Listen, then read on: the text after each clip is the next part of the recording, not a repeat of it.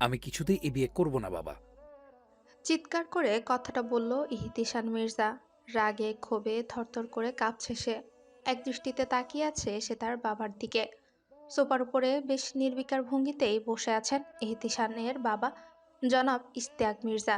ছেলের আকাশ সমান রাগকে কোনো পাত্তাই দিলেন না তিনি। তিনি বললেন, আমি তো তোমার মতামত জানতে চাইনি। আমি তো শুধু তোমাকে আমার সিদ্ধান্ত জানিয়েছি। মানে কি, জোর করে বিয়ে দিবেন আমার? অবাক হয়ে প্রশ্ন করল ইহতিশান। যা তুমি মনে করো। দুহাত দিয়ে নিজের মাথা চেপে ধরে জোরে জোরে নিঃশ্বাস নিচ্ছেন ইহতিশান। মাথা ঠান্ডা করার আপ্রাণ চেষ্টা করছে সে। ধপ করে নিজের বাবার সম্মুখে সোফাটিতে বসলো সে।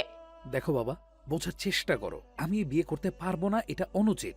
আমি যদি এই বিয়ে করি তবে অন্যায় করা হবে বাবা। ইহতিশানের সম্পূর্ণ কথা শেষ হওয়ার আগে সোফা ছেড়ে উঠে দাঁড়ালেন ইশতিয়াক মির্জা। এগিয়ে আসলেন ছেলের দিকে। ততক্ষণে ইহতিশান ও বসা থেকে উঠে দাঁড়িয়েছে। ছেলের কাঁধে হাত রেখে তিনি বেশ কঠিন স্বরেই বললেন, 6 মাস আগে যা হয়েছে সব ভুলে যাও। সব ভুলে যাওয়া কি এতই সহজ বাবা? হ্যাঁ, সহজ। সহজ না হলেও বলতে হবে তোমাকে। 6 মাস আগে যা হয়েছে তা শুধু তোমার জীবনে কালো একটা অধ্যায় ছিল, এর বেশি আর কিছুই না। তুমি ভুলে যেও না যে তুমি আমার ছেলে। তোমার বাবা একজন রাজনীতিবিদ, সংসদ সদস্য। কয়েকদিন পর তুমিও তাই হবে। সামনের নির্বাচন, আমার একমাত্র ছেলে তুমি। এরকম ছোট ছোট বিষয় নিয়ে তুমি যদি এরকম চিন্তিত হয়ে পড়ো তবে তো হবে না। যাই হোক না কেন, বিয়ে আমি কিছুতেই করব না। বিয়ে তোমাকে করতে হবে, আর আমি যার সাথে ঠিক করেছি তাকেই করতে হবে। আমার ছোটবেলার বন্ধুর মেয়ে সে। বেশ ভালো মেয়েটা, এমন সুন্দরীও। বাবা! কোনো কথা নয়। ভেবেছিলাম বিয়ের আগে তোমার আর অহনা মায়ের একটা মিট আপ করাবো, কিন্তু এখন আর দেখছি তার কোনো আর প্রয়োজন নেই। তোমাদের দেখা একদম বিয়ের পরেই হবে। কথাগুলো বললেই সিঁড়ি বেয়ে উপরে নিজের রুমের দিকে চলে যান তিনি। দাঁতে দাঁত চেপে দাঁড়িয়ে আছে ইহতিশান। এক পলক নিজের মায়ের দিকে তাকালো সে। এতক্ষণ এখানে উপস্থিত ছিলেন আহলিয়া বেগম। বাবা ছেলের দ্বন্দ্বে নীরব দর্শক ছিলেন তিনি। তার বলার বা করার মতো কিছুই তো নেই। মূলত তিনিও চান যে তার ছেলে এই বিয়েটা করুক। মায়ের মুখের দিকে তাকিয়ে যেন তার মনোভাব বুঝে ফেল ইহতিশান। ধপাধপ পা ফেলে বাড়ি থেকে বেরিয়ে এলো সে। সব চিন্তা মাথা থেকে কিছু মুহূর্তের জন্য ঝেড়ে ফেলে দিল সে। তার চাচাতো ভাই আরিয়ান দাঁড়িয়েছিল তারই অপেক্ষায়। ইহতিশান আসতেই দু ভাই গাড়ি করে বেরিয়ে পড়ে এয়ারপোর্টের উদ্দেশ্যে। আজ যে তাদের প্রাণপ্রিয় ভাই এত বছর পর দেশে ফিরছে, না গেলে কি হয় নাকি। নিজের বেডরুমে রকিং চেয়ারে বসে আছেন ইশতিয়াক মির্জা। মুখশ্রীতে তার চিন্তার ছাপ। তার চিন্তা একটাই কারণ, 6 মাস আগে সে অনাকাঙ্ক্ষিত ঘটনাটা। তার একমাত্র ছেলের নেওয়া একটা ভুল সিদ্ধান্তের জন্য আজ শান্তির নিঃশ্বাস পর্যন্ত ছাড়তে পারছেন না তিনি। স্ত্রীর হাতের স্পর্শে ধ্যান ভাঙে ইশতিয়াক মির্জার। এত চিন্তা করছেন কেন? কিছু হবে না, সব ঠিক হয়ে যাবে। সব ঠিক হতেই হবে আলিয়া, ঠিক হতেই হবে। যত দ্রুত সম্ভব আমি অহনার তিশানের বিয়ে দিতে চাই। যেভাবে পারো নিজের ছেলেকে রাজি করাও। শান্ত হন আপনি। যেভাবেই হোক আমি হিতিশানকে রাজি করাবো। স্ত্রীর কথায় সন্তুষ্টের হাসি হাসেন। প্রশ্ন করেন জনাব ইশতিয়াক। তিনি বলেন, অহনা নামের অর্থ জানো? কিছুক্ষণ ভাবলেন আলিয়া বেগম, তারপর বললেন, না, জানি না। হঠাৎ এই প্রশ্ন করলেন কেন? অহনা নামের অর্থ হচ্ছে ভোর, সূর্যের প্রথম রশ্মি। আমাদের ছেলের জীবনে সকল আধার দূর হবে অহনার আগমনে। তার মতো পবিত্র ফুটন্ত এক ফুলকে নিয়ে নিজের অর্ধাঙ্গিনী হিসাবে পেয়ে নিশ্চয়ই 6 মাস আগের কালো অতীতকে ভুলে যাবে তিশান। হাসলেন আলিয়া বেগম। বললেন, তার আগমনে আধার তো দূর হতেই হবে, সূর্য প্রথম রশ্মি বলে কথা। স্বামীর সন্তুষ্টির জন্য মুখে এ কথা বললেও মনে মনে বেশ চিন্তিত তিনি। আধার দূর হওয়ার জায়গা আরো অন্ধকারাচ্ছন্ন হয়ে পড়বে না তো তার ছেলের জীবন? কিছুক্ষণ নীরবতা পালন করে আলেয়া বেগম বললেন, তবে 6 মাস আগের অনাকাঙ্ক্ষিত ঘটনাটির কথা জানিয়েছেন তো আপনি আপনার বন্ধুকে? একটু পরপর ইহতিশানের দিকে আর চোখে তাকাচ্ছে আরিয়ান। রাগে সাপের মতো ফোঁসফোঁস করছে ইহতিশান। আরিয়ান অনেকক্ষণ যাবতই কিছু জিজ্ঞেস করতে চাইছে, কিন্তু ভয়ে করতে পারছে না। তার বড় চাচা ইশতিয়াক মির্জার একমাত্র সন্তান হচ্ছে ইহতিশান, দ্য গ্রেট ইহতিশান মির্জা। এই তো কয়েকদিন পরই ইলেকশন। এবারে ইলেকশনে ইশতিয়াক মির্জার পরবর্তীতে ইহতিশান দাঁড়াবে। ইশতিয়াক মির্জার স্বপ্ন এটা, তাই তো নিজের পরিবর্তে ছেলেকে ইলেকশনে দাঁড়ানোর প্রবল উৎসাহ দিয়ে যাচ্ছেন। এত না ভেবে কি বলতে চাস বলে ফেল। ইহতিশানের কথায় ধ্যান ভাঙে আরিয়ানের। বলা বাহুল্য, ইহতিশানকে যে সে যতটা না ভালোবাসে আর শ্রদ্ধা করে তার চেয়ে বেশি ভয় পায়। এক কথায় জমের মতো ভয় পায় সে ইহতিশানকে। আরিয়ান বলে, আসলে ভাই, আমার মনে হয় যে তোমার এই বিয়েটা করে ফেলা উচিত। 6 মাস আগে যা হয়েছিল তা শুধু একটা অ্যাক্সিডেন্ট ছিল। ভয়ঙ্কর এক শীতল দৃষ্টি নিয়ে আরিয়ানের দিকে তাকায় ইহতিশান। এই এক দৃষ্টি যথেষ্ট ছিল আরিয়ানের কথা বন্ধ করে দেওয়ার জন্য। এটা তো তোর নিজের কথা না রে আরিয়ান। বাবা জোর করেছে তোকে এই কথা আমাকে বলার জন্য, তাই না? মাথা নিচু করে আরিয়ান বলল, না ভাই, তুই ভুল বুঝতেছ। আমার সাথে মিথ্যা বলার চেষ্টা একদম করবি না। তোর, আরিয়ার আর সাফওয়ানের চেহারা দেখেই তোদের মনের খবর বুঝে যায় আমি।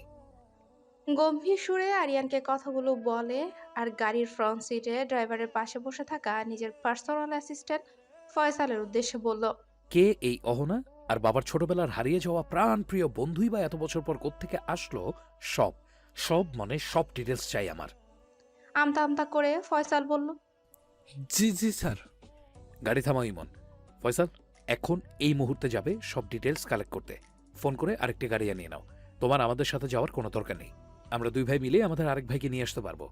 ইহতিসান গাড়ি থামাও বলার সাথে সাথে ইমন গাড়ি থামিয়ে দিয়েছে। ফয়সালও ফোন করে নিজের লোকেশন ও আরেকটা গাড়ি পাঠিয়ে দিতে বলে। ইহতিসান ও আরিয়ানকে সালাম জানিয়ে গাড়ি থেকে বেরিয়ে এলো। ফয়সাল বেরিয়ে পড়ার সাথে সাথে ইমনকে গাড়ি স্টার্ট করতে বলে ইহতিসান। ইহতিসানের গাড়ির ঠিক পেছনে আরেকটি গাড়ি। ওই গাড়িতে রয়েছে ইহতিসানের বডিগার্ডরা। কিছুক্ষণ পরেই এয়ারপোর্টে এসে পৌঁছায় ইহতিসান ও আরিয়ান। মাস্ক পরে গাড়ি থেকে বেরিয়ে আসে ইহতিসান। ইহতিসানের সাথে সাথে আরিয়ানও বেরিয়ে এলো। মুহূর্তে হাসি ফুটে ওঠে দুজনের মুখে। খানিক বাদেই কেউ এসে জড়িয়ে ধরলো তাদের। তিনো ভাই কোলাকুলি করতে ব্যস্ত হয়ে পড়ল। কুশল বিনিময় ও কোলাকুলি শেষে দ্রুত গাড়িতে উঠে বসে তিনজনই। নিজেদের আদরের একমাত্র মেয়ের জন্য তার প্রিয় হট চকলেটটি হাসি মুখে তার রুমে প্রবেশ করেন আতিয়া বেগম। কিছু মুহূর্তে ওনার মুখের হাসি উধাও হয়ে গেল যেন। কপট রাগ দেখিয়ে তিনি মেয়ের উদ্দেশ্যে বলে ওঠেন, কিরে, গোসলের পর ভালো করে চুল না মুছেই কিসের বই নিয়ে শুয়েছিস তুই? মায়ের আওয়াজ শুনে ধরফরে উঠে বসে অহনা। হাতে থাকা বইটা বিছানায় রেখে উঠে দাঁড়ায় সে। মেয়ের দিকে এগিয়ে আসলেন আতিয়া বেগম। হাতে থাকা হট চকলেটের মগটি মেয়ের হাতে ধরিয়ে দিয়ে তোয়ালে নিয়ে এলেন তিনি। সুন্দর করে মুছে দিতে থাকেন মেয়ের লম্বা ঘন কালো চুলগুলো। হট চকলেটটা খেতে খেতে অভিমানী সুরে অহনা বলে, মা, তুমি তো জানোই আমি ভালো করে চুল মুছতে পারি না, তবুও কেন সব সময় বকো? আগে বকে পরে তো ঠিকই চুল মুছে দাও, না বকে আগেই মুছে দিতে পারো না? মেয়ের বাচ্চামো দেখে মৃদু হাসেন আতিয়া বেগম। নিজে নিজে চুল মুছাটাও কবে শিখবি তুই? আজ বাদে কালকে তো শ্বশুর বাড়ি যাবি, তখন কে মুছে দিবে তোর চুল?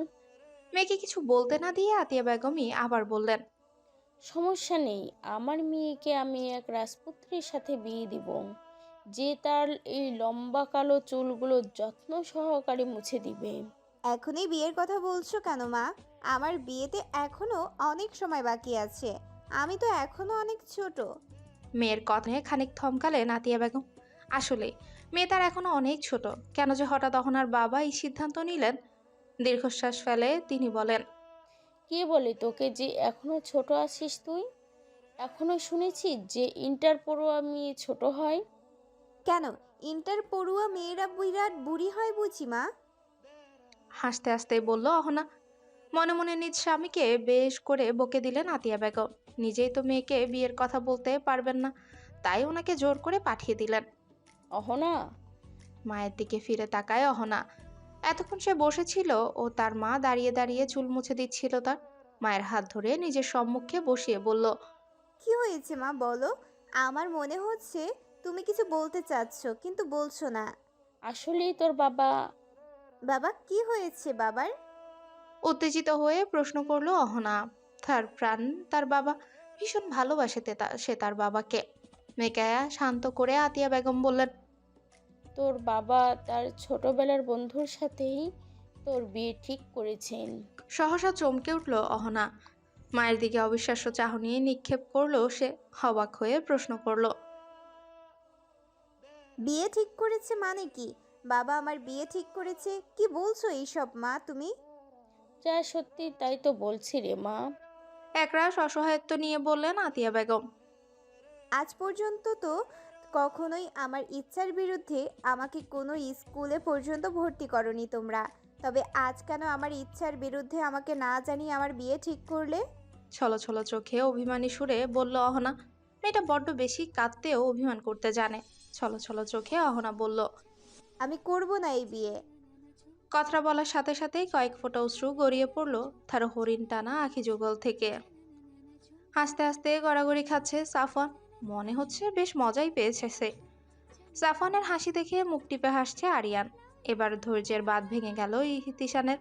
ধমকে উঠল সে। এই কিরে, সমস্যা কি তোদের? এখন কিন্তু মার খাবি তোরা। ওকে ওকে, সরি বিগ ব্রাদার, মাফ করে দাও। কিন্তু তার আগে বলো, তুমি আমার এত সাহসী ভাই হয়ে কি করে বিয়ে নামক ছোট একটা জিনিসকে ভয় পেতে পারো? আমি কোনো ভয়টয় পাচ্ছি না। উল্টাপাল্টা কথা বলবি না সাফওয়ান। আরে ভাই, উল্টাপাল্টা কথা কই বলছি? আমি তো যা জিজ্ঞেস করছিলাম যে বিয়ে করতে তোমার কি সমস্যা? বয়স তো কম হলো না, এবার বিয়েটা করে নেওয়া উচিত। আরে ভাই, তুমি বুঝছো না। কি বুঝছি না আমি? বুঝা আমাকে। তুই তো অনেক পটর পটর করতে শিখে গেছিস রে আরিয়া। আমি আবার কই পটর পটর করলাম? এই তো, আমি আসার পর থেকেই তো পটর পটর করে যাচ্ছিস। আমি পটর পটর করছিলাম না ভাইয়া। আমি তো শুধু তোমাকে বলছিলাম যে এই চুপ কর, তুই অনেক বেশি কথা বলিস তুই। আমি এবার বেশি কথা কখন বললাম? তুমি তো আমাকে কথাই বলতে দিচ্ছ না। উফ, কি শুরু করেছিস তোরা? থামবি তোরা নাকি মার খাবি এখন?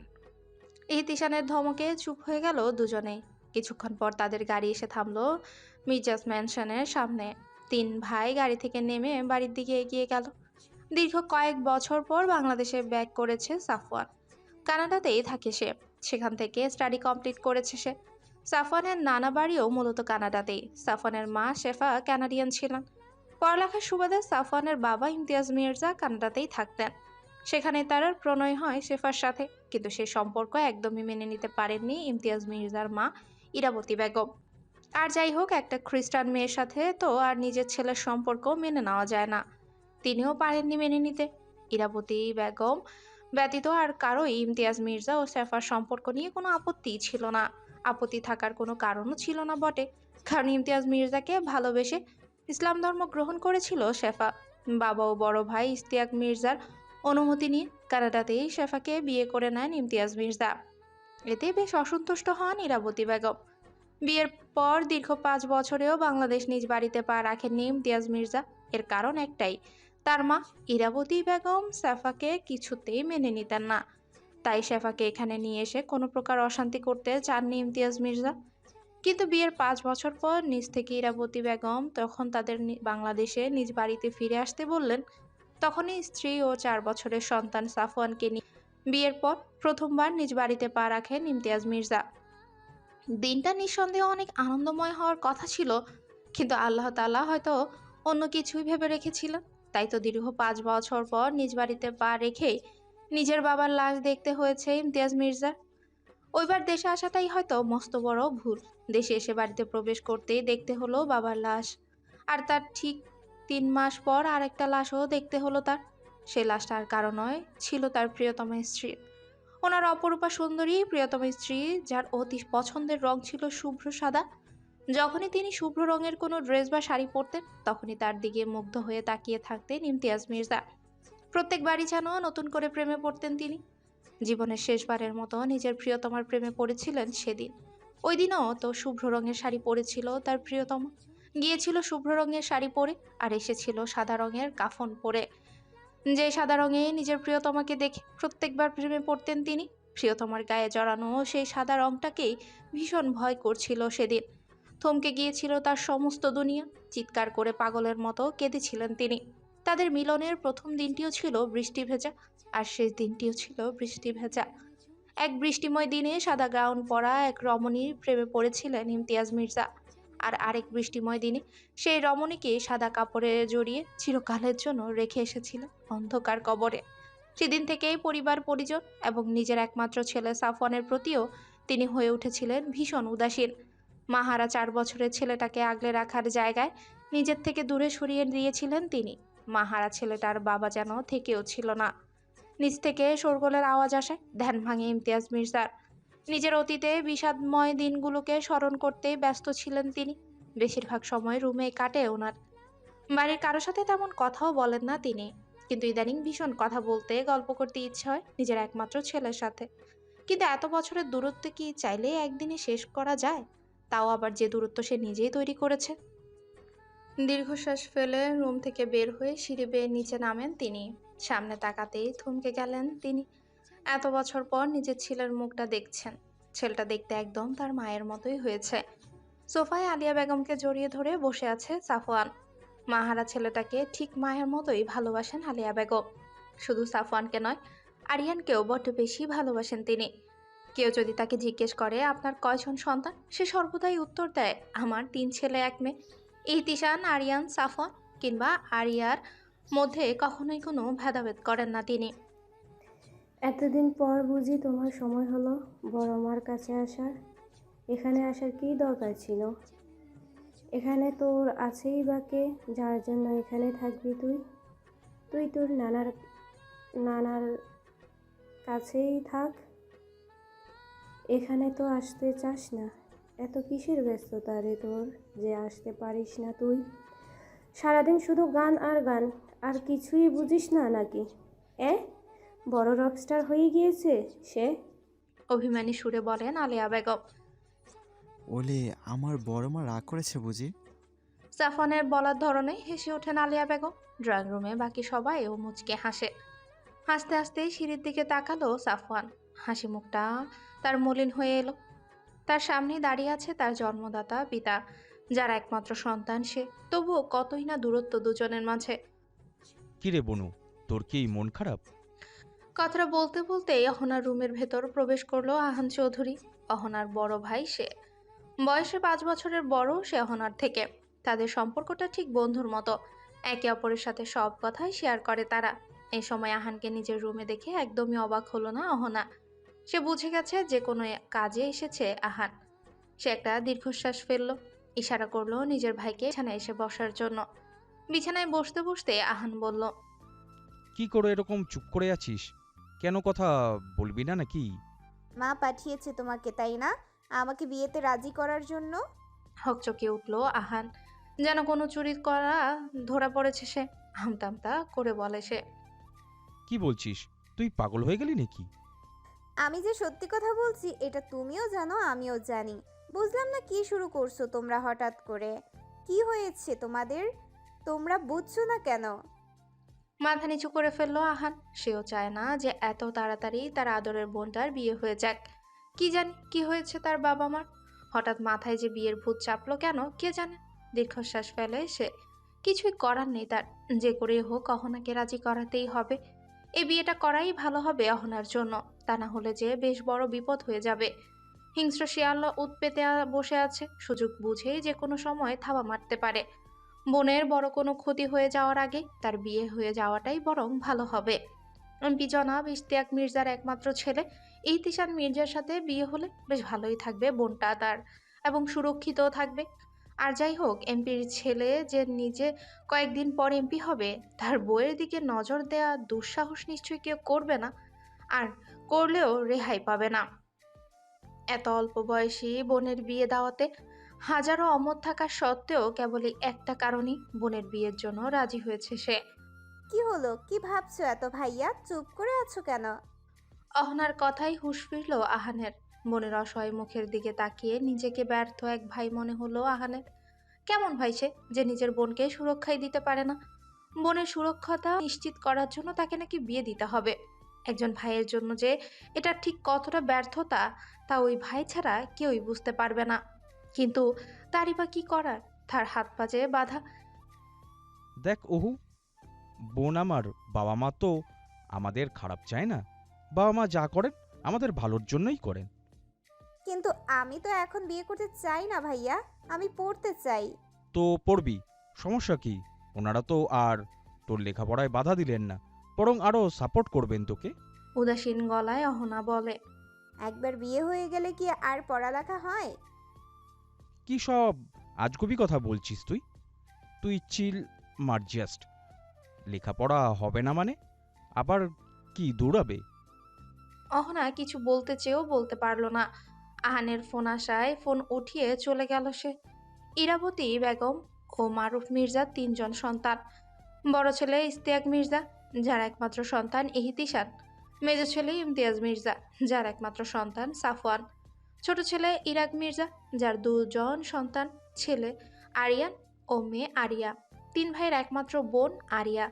3 ভাইয়ের বেশ আদরেরই সে, কিন্তু সে মানেই না যে তার 3 জন ভাই। সে সবসময় এটাই মনে করে যে তার কেবল 2 জন ভাই, কারণ আরেকজন তো তার ভালোবাসা। সে ছোটবেলা থেকেই সে ভালোবাসে সাফওয়ানকে। ইন্টারমিডিয়াম শেষেই কানাডাতে চলে গিয়েছিল সাফওয়ান। কানাডায় যাওয়ার পর এর আগে শুধু একবার দেশে এসেছিল সে, শেষবার এসেছিল 2 বছর আগে। সাফওয়ানের না আছে বড় বাবা ভাইয়ের মতো রাজনীতির প্রতি আগ্রহ, আর না আছে পারিবারিক বিজনেসের প্রতি আগ্রহ। সে তো নিজের আলাদাই এক রাজ্য তৈরি করেছে। কেউ তাকে তার বাবা চাচা কিংবা দাদার পরিচয়ে চেনে না, সবাই তাকে চেনে তার নিজের পরিচয়ে। সে দ্য গ্রেট সাফওয়ান মির্জা নয়, সে দ্য গ্রেট রকস্টার সাফওয়ান। শখের বশে করা সিঙ্গিংকে নিজের পেশা এবং পরিচয় হিসেবে গড়ে তুলেছে সাফওয়ান। অল্প সময়ের মধ্যে বেশ জনপ্রিয়তা লাভ করেছে সে, আর করবে নাই বা কেন? মারাত্মক সুন্দর গানের গলা থাকার পাশাপাশি মারাত্মক পার্সোনালিটির অধিকারী সে। অস্থির লেভেলের হ্যান্ডসামও। কোনো ছেলেও যে এমন মারাত্মক চোখ ধাঁধানো সৌন্দর্যের অধিকারী হতে পারে, তা সাফওয়ানকে না দেখলে হয়তো বিশ্বাসই করতো না আরিয়া। সে নিজের ডাইনিং টেবিলে বসে থাকা নিজের বাবা, বড় মা এবং বড় 2 ভাই কারোই পরোয়া না করে তাকিয়ে আছে শুধু সাফওয়ানের দিকে। কিরে, খাবার না খেয়ে চোখ দিয়ে সাফওয়ানকে কেন গিলে খাচ্ছিস তুই? দাঁতে দাঁত পিষে ফিসফিসিয়ে কথাটা বলল ইহতিশান। ইহতিশানের গম্ভীর স্বরে বলা কথাগুলো শুনে ঘাবড়ে গেল আরিয়া। তাকালো নিজের পাশে বসে থাকা ইহতিশানের দিকে। কিভাবে জানো তার সাফওয়ানের ও আরিয়ানের মনের সব কথা বুঝে যায় ইহতিশান। মনে মনে আরিয়া বলল, আচ্ছা, বড় ভাইয়া তো সব বুঝে যায়। উনি আবার এটাও বুঝে গেলেন না তো যে আমি সাফওয়ান ভাইকে ভালোবাসি? সবকিছু বুঝি আমি। কথাটা বেশ জোরেই বলল সে। সকলেই তাকালো তাদের দিকে। সবার তাকানো দেখে বোকার মতো হাসে আরিয়া। স্যার, আপনার কথা মতো অহনা নামের মেয়েটির সব ডিটেলস কালেক্ট করেছি আমি। নিজের রুমের বারান্দায় পায়ের উপর পা তুলে দোলনার উপর বসে আছে ইহতিশান। ফয়সালের কথা শুনে শীতল চোখে তাকায় তার দিকে, গম্ভীর স্বরে বলে, মেয়েটির সব ডিটেলস কালেক্ট করতে কাল বলেছিলাম তোমাকে আমি, আর তুমি আজ এসেছো? মনে মনে ফয়সাল বলল, আরে বেটা, কারো সব ডিটেলস কালেক্ট করতে কি সময় লাগে নাকি? মনের কথা মনেই রয়ে গেল তার। মুখে বলার সাহস আর পেল কই। মুখে বলল, সরি স্যার, আর কোনোদিন হবে না এমন। এখন বলো, কি জানতে পারলে? স্যার, মেয়েটির পুরো নাম আদ্রিয়ানা ইবনাত অহনা। আক্তাব চৌধুরী ও আতিয়া বেগমের দ্বিতীয় সন্তান সে। আর একজন বড় ভাই আছেন, তার নাম আহান চৌধুরী। আহান চৌধুরী অনার্স লাস্ট ইয়ারে পড়ছেন, এবং আদ্রিয়ানা ইবনাত অহনা উনি সবেমাত্র ইন্টার ফার্স্ট ইয়ারে পড়েন। কি, এত ছোট মেয়ে? চিৎকার করে উঠল ইহতিশান। জি স্যার, ওনার বয়স 18 বছর। এই তো কিছুদিন আগেই 18তে পা দিয়েছেন তিনি। পাগল হয়ে গেছে আমার বাবা। শেষমেশ আমার থেকে বয়সে এত ছোট একটা মেয়েকে আমার সাথে বিয়ে দিতে চাচ্ছেন তিনি। গম্ভীর স্বরে বলল ইহতিশান। ভয়ে ভয়ে ফয়সাল বলল, উনি আপনার চেয়ে মাত্র 11 বছরে ছোট স্যার। আমি তো শুনেছি আপনার দাদাজান আপনার দাদিজানের চেয়ে 16 বছরের বড় ছিলেন। দাদিজানের যখন মাত্র 14 বছর বয়স, তখন দাদাজানের সাথে তার বিয়ে হয়েছিল। ফয়সালের দিকে রাগী দৃষ্টিতে তাকায় ইহতিশান। দাঁতে দাঁত চেপে বলল, আমি ওই মেয়েকে বিয়ে করতে চাইনি, চাই না, অ্যান্ড চাইবো না। ও ওই মেয়ের সাথে আমার বয়সের পার্থক্য কত তা জানার বিন্দুমাত্র ইচ্ছে নেই আমার। ওই মেয়ের বাবা সম্পর্কে কি জানতে পেরেছো তা বলো। ফাঁকা ঢোক গিলে ফয়সাল বলা শুরু করে। ওনার বাবা আক্তাব একজন নামকরা বিজনেসম্যান। আক্তাব চৌধুরীর বাবা আকরুজ্জামান চৌধুরী রংপুর জেলা পরিষদের চেয়ারম্যান ছিলেন। বড় স্যারও আক্তাব চৌধুরী সম্ভবত কিশোরকালের বন্ধু ছিলেন।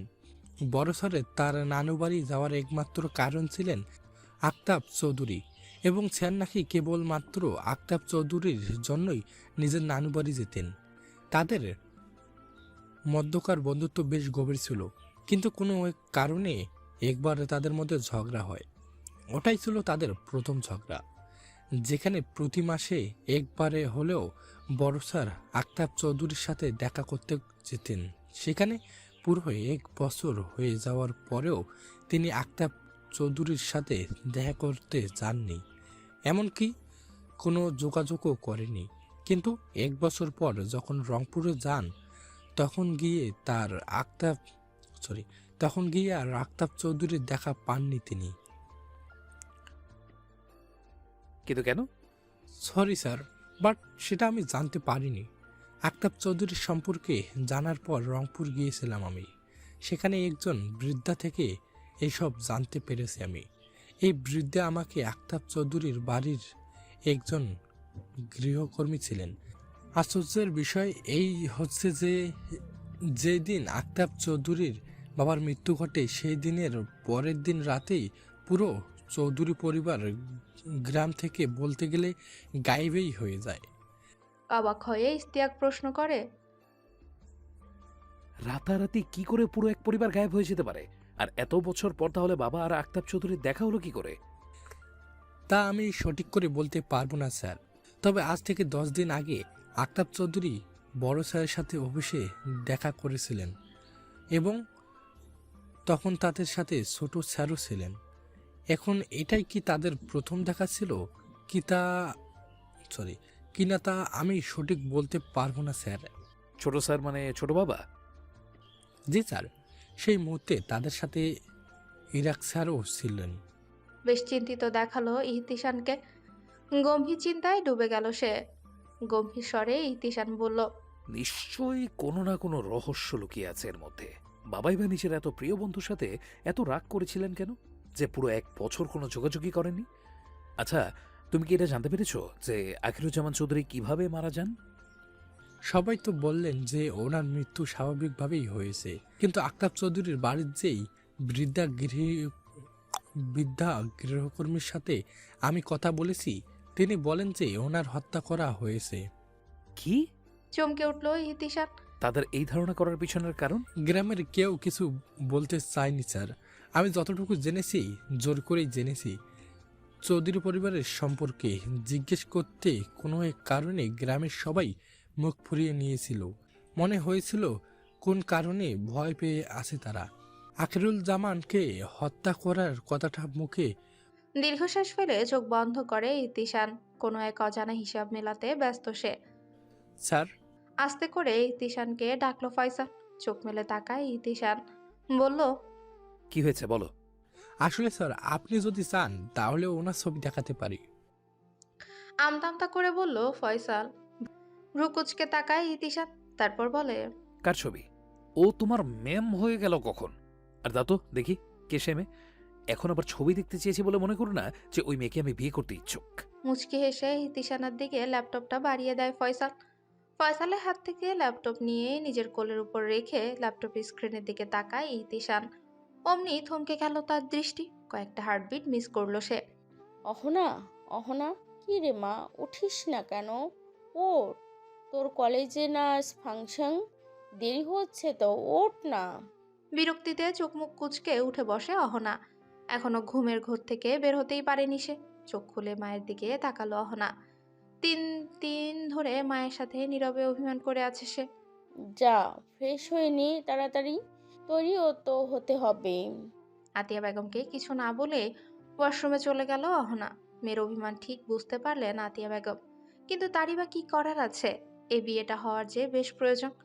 5 দিন যাবৎ ব্যবসার কাজে ঢাকার বাইরে গেছে আখতাব চৌধুরী। আজ ফিরবেন তিনি। আর কেউ পারুক বা না পারুক তিনি ঠিকই মানিয়ে নিতে পারবেন নিজের মেয়েকে বিয়ের জন্য। আজ অহনাদের কলেজে ফাংশন। কলেজের 60 বছর পূর্ণ হওয়ার উপলক্ষে অনেক এক্সাইটেড সে। গোসল করে এসে আলমারি খুলে নিজের শাড়ি কালেকশন থেকে তাকিয়ে আছে সে। ভাবছে কোন শাড়িটা পরা উচিত। তার চোখ পড়ে আলমারির কোনায় রাখা একটা শাড়ির দিকে। শাড়িটা প্যাকেট করা নতুন শাড়ি, হ্যান্ড পেন্ট করা হাফ সিল্কের শাড়ি। পুরো শাড়িটা সাদা রঙের, শুধু পাড়ে ও আঁচলে হলুদ রঙের ফুল হ্যান্ড পেন্ট করা। খুশিতে চোখ চিকচিক করে উঠল অহনার। দৌড়ে ভাইয়ের কাছে যেতে নিয়েও থেমে গেল সে। সিদ্ধান্ত নিল একদম তৈরি হয়ে পরে গিয়ে ধন্যবাদ জানাবে। ভেজা চুলগুলো হেয়ার ড্রায়ার দিয়ে শুকিয়ে নিয়ে শাড়ি পরে নেয়। শাড়ির সাথে ম্যাচিং করে হলুদ রঙের ব্লাউজ পরেছে সে। ঘন কালো লম্বা চুলগুলো হাত কোবাও করে নেয় অহনা। চোখে কাজল ও ঠোঁটে গাঢ় লিপস্টিক। দু হাতে 2 ডজন হলুদ রঙের রেশমি চুড়ি পরে, কানে বড় ঝুমকো। তার সাইজ এইটুকু বেশি। সাজা একদমই পছন্দ করে না সে। তার সাজ এতটুকুই, এর বেশি না। নিজেকে একবার আয়নায় দেখে দৌড়ে গেল আহানের রুমের দিকে। সে জানে যে তার ভাই তাকে এই শাড়িটা গিফট করেছে। তার ভাই ছাড়া আর কেউ এই কাজ করতেই পারে না। তবে শাড়িটা যে তার ভাইয়ের পছন্দ করা না, এটাও সে জানে। আর কার পছন্দ করা তাও জানে। সাদা রঙের পায়জামা পাঞ্জাবি পরে রেডি হয়ে গেছে সাফওয়ান। আজ একটা কনসার্ট আছে তার। বাংলাদেশে এটা তার প্রথম কনসার্ট, তাও আবার নিজের কলেজে। নিজের স্কুল, কলেজ, ইউনিভার্সিটিতে গেস্ট হয়ে যাওয়াটা যে কতটা গর্বের বিষয় তা আজ বুঝতে পারছে সাফওয়ান। আজ পর্যন্ত সে যতগুলো কনসার্ট করেছে সবগুলোই কানাডাতে ছিল, এবং যথারীতি সে সেখানে নিজের ইংলিশ গানগুলোই খেয়েছে। এমন না যে সে বাংলা গান গায় না, সে বাংলা গান গায়, সাথে হিন্দি গানও গায়। এমনকি সে ইংলিশ থেকে হিন্দি, বাংলা গানই বেশি পছন্দ করে। তবে তার বাংলা বা হিন্দি নিজের কোনো মৌলিক গান নেই। কিন্তু নিজের সোশ্যাল মিডিয়াতে নিজের ইংলিশ গানগুলোর পাশাপাশি হিন্দি, বাংলা অনেক গান গেয়েও শেয়ার করে সে। বাংলাদেশে এটা তার প্রথম কনসার্ট হওয়ার পাশাপাশি বাংলা গান গাওয়া তার প্রথম কনসার্ট হবে এটা। তাই তো আজ সাদা পাঞ্জাবি পায়জামা পরে একদম বাঙালি লুকে রেডি হয়েছে সে। মারাত্মক হ্যান্ডসাম লাগছে দেখতে। নিজেকে আয়নায় দেখে নিজেই নিজে বলল, মাশাল্লাহ, কি মারাত্মক হ্যান্ডসাম লাগছে আমাকে। নিশ্চয়ই আজ হাজার হাজার নারীর হার্টবিট থেমে যাবে আমাকে দেখে। কিন্তু সে তো আর জানতো না যে এমন কারো সাথে আজ তার দেখা হবে যাকে দেখে শুধু তার হার্টবিট না, পুরো পৃথিবী থেমে যাবে। হাজার হাজার নারীর হার্টবিট তাকে দেখে থামুক বা না থামুক, তার হার্টবিট নিশ্চয়ই থামবে। জীবনে প্রথমবারের মতো সত্যিকার অর্থে প্রেমে পড়বে আজ সে। কলেজ গেটের সামনেই দাঁড়িয়ে নিজের বেস্ট ফ্রেন্ড তুবার জন্য অপেক্ষা করছে অহনা। তার পাশেই বাইকের উপর বসে আছে আহান। কিছুক্ষণ পর পর এদিক ওদিক তাকাচ্ছে সে। তার তৃষ্ণার্ত চোখ জোড়া খুঁজছে কাউকে। কিছুক্ষণ পর দৌড়ে এসে অহনাকে জড়িয়ে ধরলো তুবা। দৌড়ে আসার কারণে হাঁপিয়ে উঠেছে সে। নিজেকে তুবার থেকে ছাড়িয়ে নেয় অহনা, গাল ফুলিয়ে বলল, এই তোর আসার সময় হলো? আমার বাসা কলেজ থেকে কত দূরে, তবুও তো আমি তাড়াতাড়ি এসে পড়েছি, আর তুই এত দেরি করে এসেছিস। সরি জানেমান, কিন্তু কি করব বল, রেডি হতে হতে সময় লেগে গেছে। হয়েছে হয়েছে, তোরা দুই বান্দর, তোদের এই আজাইরা প্যাচাল বন্ধ কর। আহানের কথায় তুবা ও অহনা দুজনে আহানের দিকে ভ্রু কুঁচকে তাকায়। আহান বলল, কিরে তোরা রানী, তুই একা কেন? আমার কৃষ্ণকলি কই? তুবা ও অহনা একসাথে একবার আহানের দিকে তাকায়, তারপর আবার দুজন দুজনের দিকে তাকিয়ে চোখ টিপ মারে। আমার একা একাই তো আসার কথা ছিল, সাথে তো কাউকে নিয়ে আসার কথা ছিল বলে মনে হচ্ছে না। আর এই কৃষ্ণকলিটাই বা কে? তুবার কথায় একমত পোষণ করে অহনা বলল। হ্যাঁ তাই তো, এই কৃষ্ণকলিটাকে। অহনা ও তুবা যে তার সাথে ফাজলামো করে তা ঠিক বুঝতে পারলো আহান। দুজনকে হালকা পাতলা একটা ধমক দিতে গিয়ে হঠাৎ করেই থেমে গেল সে। বুকের উপর আড়াআড়ি ভাবে হাত ভাঁজ করে দাঁড়ায় সে। এক দৃষ্টিতে তাকিয়ে আছে অহনা ও তুবার পেছনে। শান্ত শীতল দৃষ্টি নিয়ে তাকিয়ে আছে সে। আহানের দৃষ্টি অনুসরণ করে অহনা ও তুবাও পেছনে তাকায়।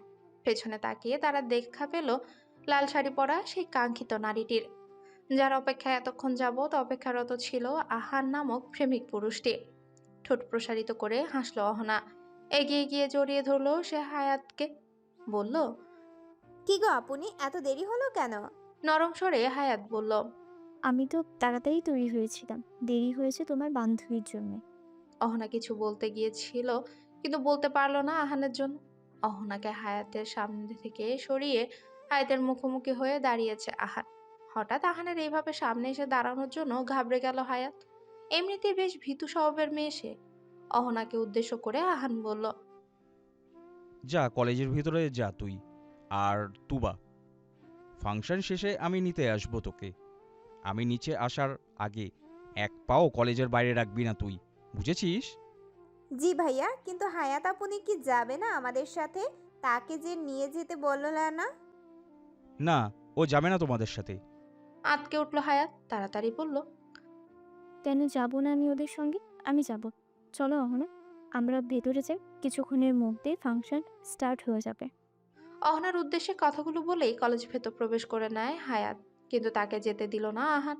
পেছন থেকে তার হাত চেপে ধরে আহান। থমকে দাঁড়িয়ে গেল হায়াত, কাঁপা কাঁপা গলায় বলল, আমার হাত ছাড়েন। হাত ছাড়লো না আহান, বরং আরো শক্ত করে চেপে ধরল। কি রে অহনা, আমি তোকে কি বলেছি? কিন্তু ভাইয়া। আর কিছু বলতে দিল না অহনাকে। তুবা হাত ধরে নিয়ে গেল কলেজের ভেতর। পুরো কলেজ বেশ সুন্দর করে সাজানো হয়েছে। কেমন যেন নতুন নতুন লাগছে নিজের কলেজটাকে অহনার কাছে। ঘুরে ঘুরেই দেখছিল সে। হঠাৎ করে চিৎকার করে উঠে তুবা। হঠাৎ তুবার চিৎকার শুনে অহনা ভয় পেয়ে গেল এবং সাথে সাথে সেও চিৎকার করে ওঠে। কিরে পাগলি, কি হয়েছে তোর? এভাবে চিৎকার করছিস কেন? আল্লাহ গো, ভয় পেয়ে গিয়েছি আমি। খুশিতে লাফাতে লাফাতে তুবা বলল, আরে ভয় টয় পরে পাস, আগে একটা গুড নিউজ শোন। কি গুড নিউজ? জানিস, আমি তো ভুলেই গিয়েছিলাম, আজ কলেজে আমার ক্রাশ আসছে। কি ক্রাশ? তোর কোন ক্রাশ? তোর তো আবার ক্রাশের অভাব নেই। দেখো হো, ফজলামি বন্ধ কর, আমি সিরিয়াস। আচ্ছা বাবা, বুঝলাম তুই সিরিয়াস, একদম অনেক অনেক সিরিয়াস তুই। কিন্তু আগে বলতো যে কলেজে তোর কোনো ক্রাশ আসছে?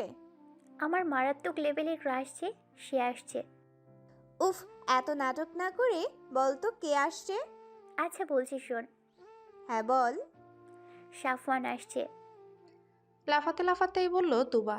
ভ্রুকুচকে গেল অহনা। সে প্রশ্ন করলো, এই সাফওয়ানটাকে? চিৎকার করে তুবা বলে, কি, তুই আমার সাফওয়ানকে চিনিস না? কেন, না চিনা কি কোনো অস্বাভাবিক বিষয় নাকি? হায় রে কপাল, তুই বাচ্চা আসোস কি লিগা? তো কি তোর সাফওয়ানকে না চেনার অপরাধে মরে যাব নাকি? দেখ, তোর তো আবার 101টা ক্রাশ, আমি সবাইকে মনে রাখতে পারবো না। তুই সবাইকে কেন, তুই তো কাউকেই মনে রাখিস না। মনে রাখার কোনো প্রয়োজন নেই। কলেজ গেটের সামনে থেকে হই হুল্লোড়ের শব্দ আসে। সে সেদিকেই তাকায় দুজন। তুবা বলে, আয় আয়, জলদি আয়, চল ওদিকে যাই, মনে হয় আমার সাফু সোনা আসছে। অবাক হয়ে অহনা বলল। সাফু সোনা? কলেজের ভেতরে এসে একটা অফ হোয়াইট রঙের গাড়ি থামতেই সবাই তাকায় গাড়ির দিকে। কিছুক্ষণের ব্যবধানে গাড়ি থেকে নেমে আসে সাফওয়ান। সাফওয়ানকে দেখে হৈ হৈ করে উঠেছে সবাই। এখানে কম বেশি প্রায় সবাই চিনে সাফওয়ানকে। দীর্ঘ কয়েক বছর পর নিজ কলেজে পা রেখে চোখ বন্ধ করে শান্তির এক নিঃশ্বাস ত্যাগ করলো সাফওয়ান। চোখ মেলতেই দেখতে পেল প্রাণপ্রিয় অনেকজনই ঘিরে দাঁড়িয়েছে তাকে। তার সাথে আসা একজন গার্ড সবাইকে তার সামনে থেকে দূরে সরাতে চাইল, কিন্তু সরাতে দিল না সে। একরাশ বিরক্তি নিয়ে এসে তাকায় গার্ডের দিকে। গার্ড নিয়ে চলাফেরা করতে একদমই পছন্দ না সাফওয়ানের। তার ভাষ্য মতে প্রয়োজনে সে সারা জীবন বাড়ির মধ্যে ঘরবন্দি থাকবে, তবু গার্ড নিয়ে বের হবে না। এই উটকো ঝামেলা সাথে নিয়ে আসতে চায়নি সে, কিন্তু জোর করে ইহতিশান ধরিয়ে দিয়েছে। বিড়বিড়িয়ে সাফওয়ান বলল, এই কোন ঝামেলা ঘাড়ে চাপিয়ে দিল বিগ ব্রাদার? আমার আবার গার্ডের কি দরকার? এই বিগ ব্রাদারও না। গার্ডকে উদ্দেশ্য করে সাফওয়ান জোরেই বলে, জাস্ট রিল্যাক্স, ওরা খেয়ে ফেলবে না আমাকে। বেশ কয়েকজন মেয়েরা সাফওয়ানের সাথে কথা বলল, ছবি তুলল, ছেলেরাও তুলল। মেয়েরা তো পারলে সাফওয়ানের গলা ধরে ঝুলে পড়ে। অপরদিকে সাফওয়ানকে দেখার জন্য ভিড় ঠেলে সামনে আসার চেষ্টা করছে তুবা, কিন্তু কিছুতেই সাফওয়ানের ধারের কাছেও যেতে পারছে না সে। অহনা বিরক্তি নিয়ে একবার তাকায় তুবার দিকে, তারপর তাকায় সামনের দিকে। ভিড়ের মধ্যে তাকিয়ে সাদা পাঞ্জাবি পরা এক যুবককে দেখতে পেল সে। তাদের দিকেই পিঠ করে দাঁড়িয়ে আছে যুবকটি। অহনা দেখলো একটা মেয়ে সেলফি নিচ্ছে সেই যুবকটির সাথে। সে তাই ধারণা করেই নিল যে এই যুবকটি তার বান্ধবী সাফু সোনা। আহা, কি ভালোবাসাময় ডাক তার বান্ধবী, ভেবে মুচকে হাসে অহনা। তুবার হাত ধরে টান দিয়ে বলল, দেখ, তোর সাফু সোনার মুখ দেখা না গেলেও পিঠ দেখা যাচ্ছে। তুই কি আজীবন বোকাই থেকে যাবি? আমি ওর মুখ দেখতে চাই, পিট না। আমার হাত ছাড় তুই। তোর জন্য আমি ওর কাছে যেতে পারতেছি না। ঠোঁট উল্টে অহনা বলল, কেন, আমি কি করেছি তোকে? এই যে আমার হাত ধরে দাঁড়িয়ে আছিস, তার কারণে আমি ভিতরে যেতে পারতেছি না। যা, ছেড়ে দিলাম। এখন গিয়ে তুই তোর সাফু সোনার সাথে দেখা করে আয়, যা। তুই যাবি না? না, আমি ক্যান্টিনে বসছি। তুই তোর কাজ শেষ করে আসিস, একটু তাড়াতাড়ি আসিস প্লিজ। একা একা আবার ভয় পাবি না তো? না। বলে ঠেলে ঠুলে ভিড়ের মধ্যে চলে যায় তুবা। আশেপাশে তাকিয়ে শুকনো ঢোক গিল অহনা। এক তুবা ছাড়া আর কোনো ফ্রেন্ডই নেই অহনার। এত বড় কলেজে তুবা আর হায়াতকে ছাড়া আর কাউকে তেমন ভালো করে চিনেও না সে। একা এত অচেনা মানুষের মধ্যে থাকতে অনেক ভয় হয় অহনার। তুবাকে একা একা ভয় পাবে না বললেও এখন ভীষণ ভয় করছে অহনার। ক্ষিপ্ত পায়ে ক্যান্টিনের দিকে চলে গেল সে। ফাংশন এতক্ষণে একদম জমে উঠেছে। কিছুক্ষণের মধ্যেই সাফওয়ানের কনসার্ট স্টার্ট হবে। হাতে গিটার নিয়ে স্টেজে উঠে আসে সাফওয়ান। হই হই করে উঠলো মেয়েরা। মুচকি হাসে সাফওয়ান। যথারীতি তার ছেলে ফলোয়ারের চেয়ে মেয়ে ফলোয়ারের সংখ্যা বেশি। সাফওয়ান জানে এই মেয়েরা পাগল তার জন্য। কানাডায় নিজের ইউনিভার্সিটির one of the biggest heartthrob সে। হাজার নারী পাগল তার জন্য, কিন্তু সে আজ পর্যন্ত পাগল হয়নি কারো জন্য। আশ্চর্য হলেও সত্যি, বিদেশে পড়ালেখা করলেও বিদেশি মেয়েদের একদম পছন্দ করে না সে। তার তো পছন্দ নম্র, ভদ্র, চুপচাপ, বাচ্চা সুলভ মেয়ে, যার সাজ বলতে থাকবে শুধু কাজল আর লিপস্টিক। বেশি সাজটা একদমই পছন্দ করবে না যে। দিনরাত 24 ঘন্টা তার আশেপাশে শাড়ি পরে ঘুরে বেড়াবে। তার মুখ জুড়ে থাকবে মায়ার খেলা। কানাডিয়ান মেয়েদের মধ্যে এসব গুণের ছিঁড়ে ফোটাও নেই। থাকবে বা কি করে, কানাডার স্টাইলিশ মেয়ে তারা। সাফওয়ান চায় কেউ তাকে সত্য মন থেকে ভালোবাসুক, যার বিনিময়ে সেও তাকে নিজের জান প্রাণ উজাড় করে ভালোবাসবে, যার সাথে সে নিজের জীবনের দুঃখ সুখের কথা শেয়ার করতে পারবে, যাকে সে শোনাতে পারবে তার জীবনের সকল কষ্টের গল্প। কিন্তু এমন কাউকে আজও খুঁজে পায়নি সে। এই যে এত এত মেয়ে তার জন্য পাগল, তবুও তার একজন ভালোবাসার মানুষ নেই। কথাটা নিতান্তই হাস্যকর, কিন্তু তিক্ত হলেও সত্য। কেউ তাকে সত্যিকার অর্থে ভালোবাসে না। সবাই কোনো না কোনো স্বার্থেই তার সাথে নাটক করে যায় ভালোবাসার। এই যে এত মেয়েরা পাগলামো করে তার জন্য, কিন্তু এই পাগলামোতে কি ভালোবাসা আছে? হ্যাঁ, অনেক ফ্যান ফলোয়ার তার অনেক পছন্দ করে তাকে, কিন্তু পছন্দ করা আর ভালোবাসা কি এক? দীর্ঘ একটা নিঃশ্বাস ছেড়ে চোখ বন্ধ করলো সে। কল্পনা করলো তার মনের মতো একজন নারীকে, যে বিনা স্বার্থে ভালোবাসবে তাকে, যে অন্যদের মতো হবে না, যে সহজ সরল অপরূপা এক নারী হবে, যার সাথে সে তৈরি করবে রূপকথার মতো সুন্দর এক জগৎ। চোখ বন্ধ করে নিজের স্বপ্ন কুমারীকে কল্পনা করে এগিয়ে উঠল। হতে পারে এই পথের শুরু, নিয়ে যাবে আমাদের অজানায়। তুমি আমি আমাদের পৃথিবী সাজিয়ে নিব ভালোবাসা। ভালোবাসি বলে দাও আমায়, বলে দাও হ্যাঁ সব কবু। তুমি শুধু আমারই হবে, যদি করো মিষ্টি এই ভুল। কলেজের ফাংশন শেষে বাসায় ফিরছিল সাফওয়ান। মাঝ রাস্তায় হঠাৎ গাড়ির টায়ার পাংচার হয়ে যায়। সাফওয়ান পেছনের সিটে বসেছিল। ড্রাইভারের সিটে ছিল ড্রাইভার, এবং ড্রাইভারের পাশে বসেছিল এহতিশানের পাঠানো বডিগার্ড। বেশ বিরক্তি হয়ে গাড়ি থেকে নেমে পড়ে সাফওয়ান। ড্রাইভার লেগে গেল টায়ার চেঞ্জ করার জন্য।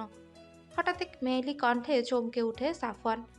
বডিগার্ডকে উদ্দেশ্য করে বলল, এই, তুমি কি কোনো মেয়ের চিৎকার শুনেছ? জি স্যার। রোডের মাঝ বরাবর থেমে আছে সাফওয়ানের গাড়ি। চারপাশে সুনসান নীরবতা। রাত নেমে এসেছে। চারিদিকে অন্ধকার ছেয়ে আছে। কিছুক্ষণ পরপরই দু একটা বাইক যাচ্ছে।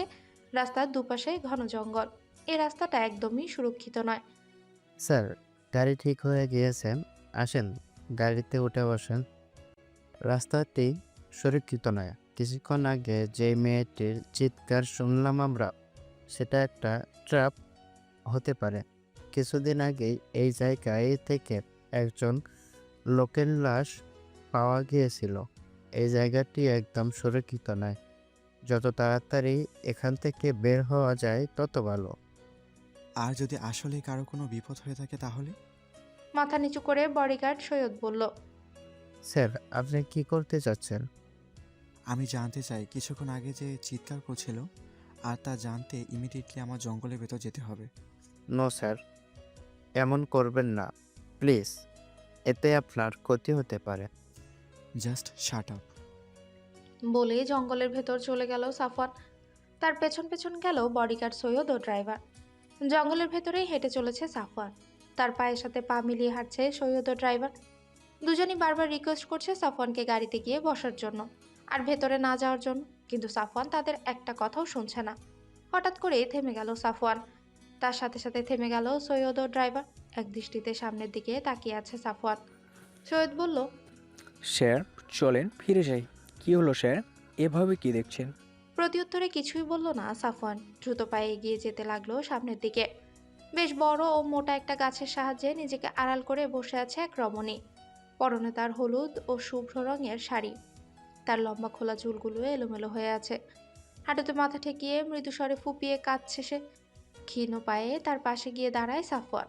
নরম স্বরে বলল, এই যে শুনছেন, মিস আর মিসেস যাই হন না কেন, আপনি কি সমস্যা আপনার? এখানে কি করছেন আপনি? কিভাবে আসলেন এখানে? একটু আগে কি আপনি চিৎকার করছিলেন? সাফওয়ানের এতগুলো প্রশ্ন একসাথে শুনে আঁতকে উঠল সামনে থাকা রমণীটি। ঘাবড়ে গিয়ে চট করে দাঁড়িয়ে গেল সে। বিধ্বস্ত অবস্থায় রমণীটির আতঙ্কিত দৃষ্টিতে তাকিয়ে রইল সে সাফওয়ানের দিকে। অপরদিকে শীতল হয়ে আসে সাফওয়ানের দৃষ্টি। অদ্ভুত এক মায়াজালে আটকে গেল তার হৃদয়। সামনে দাঁড়িয়ে থাকা অপরূপা সুন্দরী নারীটির কাজল রাঙা অশ্রুসিক্ত নয়নের ভয়ার্ত দৃষ্টিতেই প্রেম নামক ভয়ানক রোগ হলো তার। পাগল পায় অবস্থা আহানের। পাগলের মতো ওহুবনু ওহুবনু বলে চিৎকার করছে সে। ধপ করে মাটিতে বসে পড়ে সে। দুহাত দিয়ে মাথার চুল খামচে ধরে হাউমাউ করে কেঁদে উঠল। তার বোনকে খুঁজে পাওয়া যাচ্ছে না। কোথায় গেল তার কলিজার টুকরা বোনটা? সে তো রাস্তাঘাট কিছুই ভালো করে চেনে না। কোথায় গেল সে? হঠাৎ করে উঠে দাঁড়ালো আহান। চোখগুলো রক্তিম বর্ণ ধারণ করেছে তার। ফর্সা মুখটাও লাল হয়ে গেছে। চোখ মুখে ফুটে উঠেছে ভয়ানক রাগ। তেড়ে গেল সে তার বন্ধু তায়েফের দিকে। তায়েফকে গোপনে অহনাকে সুরক্ষা দেওয়ার দায়িত্ব দিয়ে গেছিল আহান। তায়েফের দায়িত্ব ছিল অহনাকে শত্রুর হাত থেকে সুরক্ষা দেওয়া, কিন্তু সে তা করতে পারেনি। তোকে তো আমি দায়িত্ব দিয়েছিলাম না আমার বোনকে দেখে রাখার, তাই না? তাহলে কেন তুই দেখে রাখলি না আমার বোনকে? যখন দেখলি যে আমার বোনটি একা, তখন তুই কেন ওর সাথে সাথে থাকলি না? চিৎকার করেই বলল আহান। জীবনে প্রথমবারের মতো আহানের এই রূপ ভয়ানক রূপ দেখে আঁতকে উঠল হায়াত। হায়াতকে জড়িয়ে ধরে এতক্ষণ ফুপিয়ে কেঁদেই যাচ্ছিল তুবা। আহানের চিৎকার শুনে ভয়ে হাউমাউ করে কেঁদে উঠল সে। এসব ফ্ল্যাশব্যাক। সাফওয়ানের সাথে সেলফি তোলা শেষে প্রায় নাচতে নাচতেই ক্যান্টিনে চলে এলো তুবা। কিন্তু এখানে এসে যা দেখলো তাতে তার পায়ের নিচ থেকে মাটি সরে গেল। মিলিয়ে গেল মুখের হাসি। অহনা বলেছিল যে সে ক্যান্টিনে বসে থাকবে, কিন্তু কই? অনেক খুঁজেও কোথাও পেল না সে অহনাকে। অজানা এক ভয় কেঁপে উঠল সে।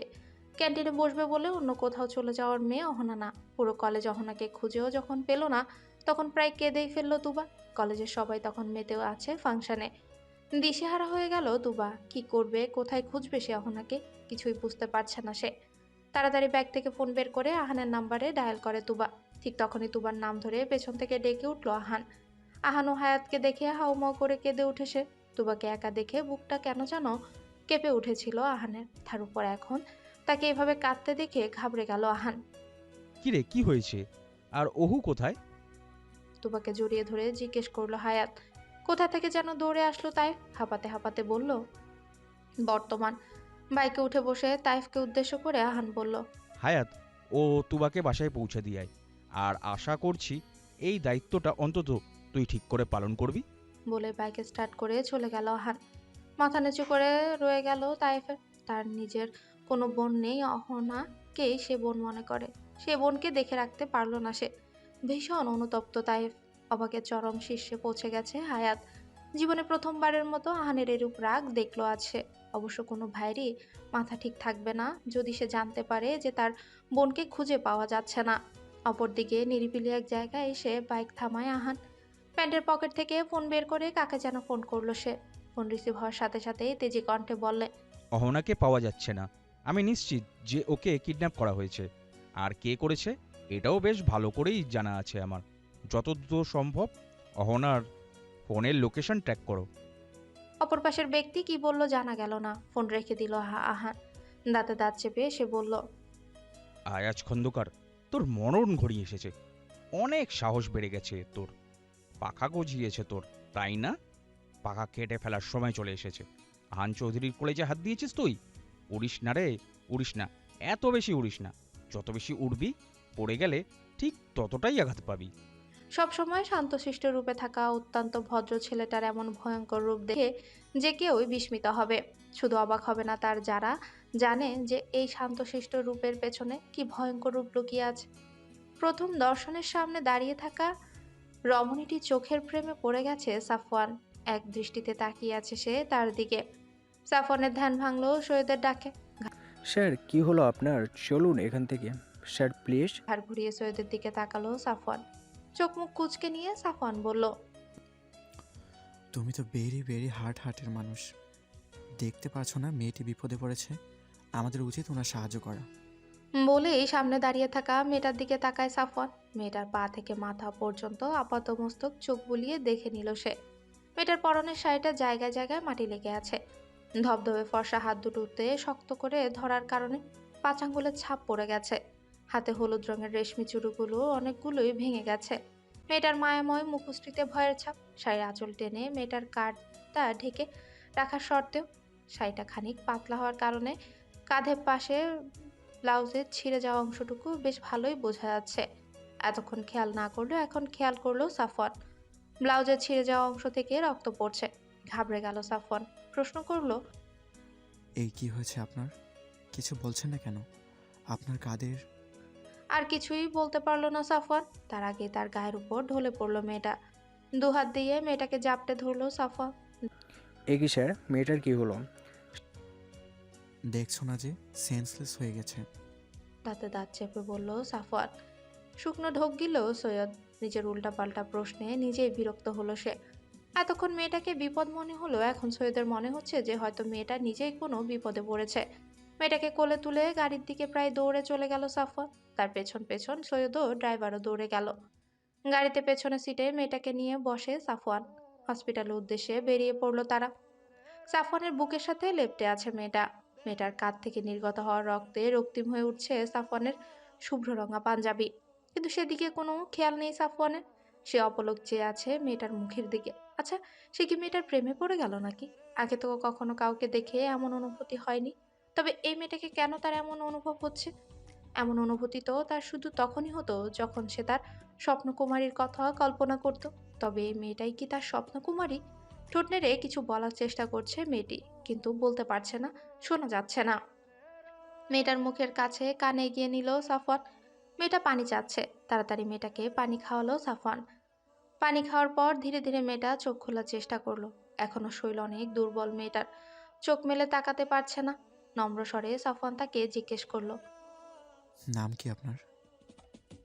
অস্পষ্ট স্বরে মেয়েটা জবাব দিল। অহনা। বলে আবারও জ্ঞান হারায় অহনা। আপন মনে 3 বার নামটি উচ্চারণ করলো সাফওয়ান। অহনা, অহনা, অহনা। সাফওয়ানের গাড়ি ওই রাস্তা থেকে যাওয়ার ঠিক 10 মিনিট পর 4টে কালো রঙের জিপ গাড়ি ও একটা কালো রঙের বাইক এসে থামলো সেখানে। জিপগুলো থেকে নেমে আসলো অনেকগুলো যুবক। প্রত্যেকের হাতে লাঠি, ছুরি ও হকি স্টিক। বাইকের উপর বসে থাকা সম্পূর্ণ কালো পোশাক পরিহিত যুবকটির এক ইশারায় কয়েকজন যুবক গেল বাঁদিকে জঙ্গলে, আর কয়েকজন গেল ডান দিকে জঙ্গলে। মুহূর্তে মধ্যে পুরো জায়গাটা ঘেরাও করে ফেললো তারা। সশব্দে বেজে উঠল কালো পোশাক পরিহিত যুবকটির মুঠোফোন। বাইক থেকে নেমেই ফোনটা রিসিভ করে সে। অপর পাশের ব্যক্তির কথা শুনে হিংস্র হাসি ফুটে উঠল তার ক্রোধান্বিত মুখশ্রীতে। প্যান্টের পকেট থেকে নিজের রিভলভারটা বের করলো সে। বলল, আহান চৌধুরীর কলিজায় হাত দেওয়ার সাহস করেছিস তুই। এইবার তোকে বোঝাবো আমি কত ধানে কত চাল। অনেক সহ্য করেছি তোকে, আর না, এবার ছোটখাটো একটা শিক্ষা তোকে না দিলেই নয়। অহনাকে নিয়ে হসপিটাল এসে পৌঁছায় সাফওয়ান। গাড়ি থেকে অহনাকে কোলে নিয়ে নামে সে। প্রায় দৌড়েই তাকে নিয়ে হসপিটালের ভেতরে যায়। তার সাথে সাথে আসে সৈয়দ। ডাক্তার তাকতেই নিয়েছিল সাফওয়ান, কিন্তু তার আগে একজন অল্প বয়সী লেডি ডাক্তার হন্তদন্ত হয়ে এগিয়ে আসে তাদের দিকে। চিন্তিত হয়ে প্রশ্ন করলো সে, আমার বোন, কি হয়েছে আমার বোনের? আপনারা কোথায় পেলেন ওকে? সাফওয়ান বুঝতে পারলো যে হয়তো অহনার সাথে এই ডাক্তারের কোনো সম্পর্ক আছে।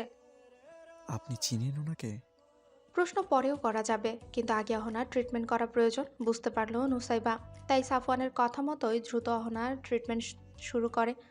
আর সাথে সাথেই কল করে নিজের চাচা অর্থাৎ অহনার বাবা আখতাব চৌধুরীকে অহনার কথা জানিয়ে দেন। চিন্তায় বেহাল দশা আখতাব চৌধুরী ও আতিয়া বেগমের। মাত্রই আখতাব চৌধুরীর মামাতো ভাইয়ের বড় মেয়ে নুসাইবা ফোন করেই বলল দুজন ছেলে অহনাকে নিয়ে হসপিটালে এসেছে, তারা যেন দ্রুত চলে আসে। রাত 9:30-এর দিকে বাড়ি ফিরছিলেন আখতাব চৌধুরী।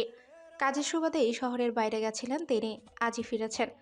ভেবেছিলেন বাড়ি এসেই নিজের আদরের মেয়ে ও ছেলেকে প্রাণ ভরে দেখবেন তিনি। ছেলে মেয়েকে ছাড়া একদমই থাকতে পারেন না। কিন্তু বাসায় এসে যখন অহনা আহান দুজনের একজনের দেখাও পেলেন না, তখন ঘাবড়ে গেলেন তিনি। আতিয়া বেগম যখন কান্না করতে করতে তাকে বললেন যে সকালে দুই ভাই বোন বেরিয়েছে, এখনো ফিরেনি, আর দুজনের একজনও ফোন ধরছে না, তখন আরো বেশি ঘাবড়ে গেছিলেন তিনি। নিজেকে কোনো রকম সামলে নিয়ে তখন থেকে এ পর্যন্ত আহানের নাম্বারে বারংবার কল করে যাচ্ছেন, কিন্তু একবারও ফোন তোলেনি আহান। আর এখন নুসাইবা ফোন করে বলল যে অহনা হসপিটালে। আরেকবার আহানের ফোনে কল দিয়ে দেখলেন আখতাব চৌধুরী, কিন্তু না, এবারও ফোন তুললেন না আহান। উল্টো এতক্ষণ ফোন খোলা থাকলেও এবার সুইচ অফ দেখালো। কোনো রকম স্ত্রীকে নিয়ে হসপিটালের উদ্দেশ্যে রওনা দেন আখতাব চৌধুরী। তার প্রাণ ভোমরা তার মেয়ে, আর সেই মেয়ে নাকি হসপিটালে। হসপিটালের করিডোরেই পায়চারি করছে সাফওয়ান, চেহারায় তার চিন্তার ছাপ। গভীর এক ভাবনায় মগ্ন সে। তার ধ্যান ভেঙে গেল ফোন কলের আওয়াজে। আরিয়ান কল করেছে, হয়তো এখনো সে বাড়ি ফিরছে না কেন তা জিজ্ঞেস করতেই ফোন দিয়েছে। ফোন তুললো সাফওয়ান, বলল হ্যাঁ বল, কি হয়েছে? ভাই ভাই, যত তাড়াতাড়ি সম্ভব বাসায় আসো। হ্যাঁ বলো, কি হয়েছে? কেন, কি হয়েছে? আর তোর গলা এরকম শোনা যাচ্ছে কেন? সব বলবো, আগে যত তাড়াতাড়ি সম্ভব তুমি বাসায় আসো, অনেক বড় বিপদ হয়ে গিয়েছে। বলেই ফোন রেখে দিল আরিয়ান। ঘাবড়ে গেল সাফওয়ান, কি হয়েছে, কি বিপদ হয়েছে? কিছুই তো বুঝতে পারলো না সে। মাথা কাজ করা বন্ধ করে দিয়েছে তার। কি করবে ভেবে পাচ্ছে না সে। এইভাবে মেয়েটাকে একা রেখে যেতেও পারছে না, আবার বাড়িতে কি বিপদ হলো সেখানে না গিয়েও থাকতে পারছে না। অবশেষে সাফওয়ান সিদ্ধান্ত নিল যে সৈয়দকে এখানে রেখে বাড়ি ফিরে যাবে। কি জানি কি বিপদ হলো, নিশ্চয়ই কোনো বড় বিপদ হয়েছে, না হলে কখনোই আরিয়ান এভাবে বলতো না। আর ওই লেডি ডাক্তারটাও তো মেয়েটার বোন, নিশ্চয়ই কোনো সমস্যা হবে না। আর সে তো সৈয়দকে এখানে রেখেই যাবে, কোনো সমস্যা হলে নিশ্চয়ই হবে না। নিয়ে সৈয়দকে সবকিছু বুঝিয়ে দিয়ে মির্জার্স ম্যানশনের উদ্দেশ্যে বেরিয়ে গেল সাফওয়ান। দৌড়ে বাড়ির ভেতর প্রবেশ করে সাফওয়ান। পুরো বাড়ি অন্ধকার দেখে ভীষণ অবাক হলো সে। কাঁধে হঠাৎ হাত রাখতেই চমকে উঠে সে। দেখতে পেল আরিয়ান দাঁড়িয়ে আছে। আরিয়ানকে দেখে স্বস্তির নিঃশ্বাস ফেলে। কিরে, কি হয়েছে? পুরো বাড়ি লাইট অফ কেন? সবাই কোথায়? সব বলবো, আগে ছাদে আসো। কি, ছাদে? কিন্তু কেন? প্রশ্ন পরে করতে পারবে, আগে চলো। বলেই সিঁড়ি বেয়ে উপরে উঠে যেতে লাগে আরিয়ান। তার পেছন পেছন গেল সাফওয়ান। বলল, আরিয়ান, কি হয়েছে রে? সাফওয়ানের দৃষ্টির আড়ালে মুখ চেপে হাসে আরিয়ান। সাফওয়ানের কোনো প্রশ্নের উত্তর সে দিল না। ছাদে এসে ইস্তিশানের দেখা পেল সাফওয়ান। বাম পায়ের উপর ডান পা তুলে আয়েশ করে বেতের সোফায় বসে আছে সে। আরিয়ান গিয়ে বসে পড়ে ইস্তিশানের পাশে। রুকুচকে ফেলে সাফওয়ান। আরিয়ান ফোন করে তাকে বলেছিল অনেক বড় বিপদ হয়েছে, কিন্তু এখানে তো বিপদের ছিটে ফোটাও দেখতে পাচ্ছে না সে। বিরক্ত হয়ে ইতিশানের সামনে গিয়ে দাঁড়ায়। তারপর সাফওয়ান বলল, বিগ ব্রাদার, এই আরিয়ানের বাচ্চাটা আমাকে ফোন করে বলল যে কি জানি বিপদ, কিন্তু এখানে আমার সব কিছু ওকে লাগতেছে। কাহিনী কি বলতো? একবার সাফওয়ানের দিকে তাকালো ইহতিশান, তারপর তাকায় আরিয়ানের দিকে। ইহতিশান আরিয়ানের দিকে তাকাতে হক চকিয়ে গেল আরিয়ান। সাফওয়ানের আসতে দেরি হচ্ছিল দেখে ইহতিশান তাকে বলেছিল সাফওয়ানকে ফোন দিয়ে জিজ্ঞেস করতে যে সে কোথায় আছে, কখন আসবে। কিন্তু সে সাফওয়ানকে তাড়াতাড়ি আনার জন্য যে মিথ্যে বলেছে। শুকনো ঢোক গিলল আরিয়ান। কি জানি এখন ইহতিশান ও সাফওয়ান মিলে কি হাল করবে তার। ইহতিশান ভাই তো মিথ্যে একদম সহ্য করতে পারে না। এখন যদি মিথ্যে বলার অপরাধে তাকে ছাদ থেকে নিচে ফেলে দেয় তখন কি হবে? এই ইবলিশ সাফওয়ানটা তো তাকে বাঁচতেও আসবে না। এত তাড়াতাড়ি সে মরেও যেতে চায় না। তাই মার থেকে বাঁচার জন্য ইহতিশান কিছু বলার আগে মাফ চেয়ে নেওয়ার সিদ্ধান্ত নিল। বসা থেকে তড়িৎ উঠে দাঁড়িয়ে বলল, সরি। সরি বলছিস কেন তুই? ওর কথা বাদ দে, দোষ করেছে ও, তাই এখন শাস্তি পাওয়ার ভয়ে আগেই মাফ চেয়ে নিচ্ছে। কোনো বিপদ হয়নি, কিছুই হয়নি। অনেকদিন 3 ভাই একসাথে সময় কাটে না, তাই ভাবলাম 3 ভাই একসাথে কতক্ষণ সময় কাটে, ভালো লাগবে। আর এর জন্যই ওকে বলেছিলাম যাতে তোকে ফোন দিয়ে বলে জলদি আসার জন্য, কিন্তু ইহতিশানের পুরো কথা শেষ হওয়ার আগে ছুটে গেল সাফওয়ান, তেড়ে গেল আরিয়ানের দিকে। বসা থেকে উঠে দাঁড়িয়ে দৌড় লাগায় সাফওয়ানও, পিছু ছুটল তার।